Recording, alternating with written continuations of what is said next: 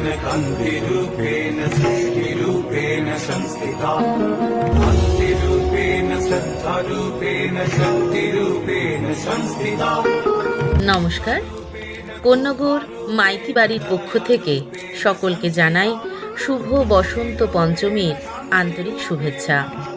আপনাদের আশীর্বাদকে পাথেয় করে এবার আমরা সুবর্ণ জয়ন্তী বর্ষে পদার্পণ করেছি।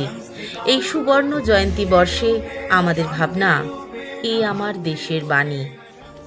আমি ভারত ভূমির কন্যা, কখনো সরস স্নিগ্ধ আঁচল, কভু আগুনের বন্যা। আমি ভারত ভূমির কন্যা। যদি বলি আমার ভারত ভূমির সকল কন্যাই সরস্বতী, তাহলে তা মোটেও অত্যুক্তি হবে না। কেন?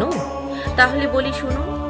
শীতের প্রত্যুষে কুয়াশার চাদর ঠেলে মাথায় বোঝাই করা ফসলের আটি নিয়ে হেঁটে আসছে যে গ্রাম্য রমণী, বা বর্ষার হাঁটু জলে মাঠে মাঠে সবুজ শস্য রোপণ করে যে গাঁয়ের মেয়েটি আপনার আমার মুখে অন্ন সংস্থান করে, একটি সভ্যতাকে বেঁচে থাকা রসদ যোগায়, যার মধ্যে দেখি সেই নদী রূপা সরস্বতীকে, যার তীরেই এক সময় গড়ে উঠেছিল সারস্বত সভ্যতা, যার প্রবাহ ধারায় শস্য শ্যামলা সভ্যতা হয়ে উঠেছিল শিক্ষা ও সংস্কৃতির অন্যতম কেন্দ্র, যার সজল ধারায় বেঁচেছিল অজস্র জলজ প্রাণ।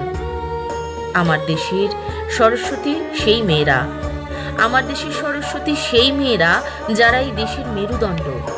প্রত্যহ সকালে বিদ্যা মন্দিরে আপনার আমার ঘরের শিশুরা যাদের কাছে যায় বিদ্যা আহরণের জন্য, তারাই এই দেশের বাণী, তারাই শিক্ষা ও সংস্কৃতির ধারক ও বাহক। পথের ধারে ছুটির দিনে দিব্য বিনিপয়সার পাঠশালা খুলে পথ শিশুদের শিক্ষার আলোয় সমাজের মূল স্রোতে নিয়ে আসার কাণ্ডারি যে মেয়েটি, সেই আমার দেশের বাণী। ইট ভাটার অন্ধকারময় জীবনে সপ্তাহে একদিন এক চিলতে আলো নিয়ে যায় যে মেয়েটি, খুঁজে নিয়ে আসে তাদের মধ্যে লুকিয়ে থাকা সুপ্ত প্রতিভাকে। ওদের কেউ নৃত্যে, কেউ গানে, কেউ বা অঙ্কনের মধ্যে দিয়ে খুঁজে পায় রোজগারের আধারময় জীবনে মুক্তির স্বাদ, নিজেকে আবিষ্কারের সুযোগ। ওদের ওই সপ্তাহান্তে আসা প্রিয় নাচের বা গানের বা আঁকার দিদিমণি হলো আমার দেশের বাণী। প্রত্যন্ত গ্রামের অন্ধকারময় আবডালে যে গৃহবধূটি স্বপ্ন দেখে সমাজের অন্তজ শ্রেণীর ছেলে মেয়েদের শিক্ষার আলোয় উদ্ভাসিত করার, জিলিং সোরেনের সেই গৃহবধূ মালতী মুর্মুর মধ্যেই দেখি আমি সাক্ষাৎ বাণীকে। তারাই আমার দেশের বাগবাদিনী।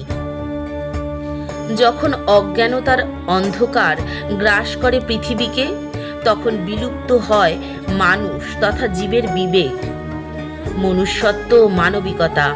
হিংসা, দেশ, হানাহানি গ্রাস করে ত্রিভুবন।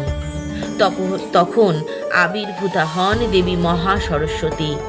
অজ্ঞানতার প্রতিরূপ শুম্ভ নিশুম্ভকে বধ করে তিনি ধরাকে নিয়ে আসেন জ্ঞানের আলোকে, পুনরায় প্রতিষ্ঠা করেন শান্তি, বিবেক ও মনুষ্যত্ব। দিন রাত একত্র করে সদা জাগ্রত চোখে আমাদের স্বদেশের প্রহরী যে সকল নারীরা, তারাও আমার দেশের বাণী, যাদের উপর ভরসা করে নিশ্চিন্তে রাত্রি যাপন করতে পারে কোটি ভারতবাসী। তারাই এদেশের অন্তর্নিহিত শক্তি, মহা সরস্বতী।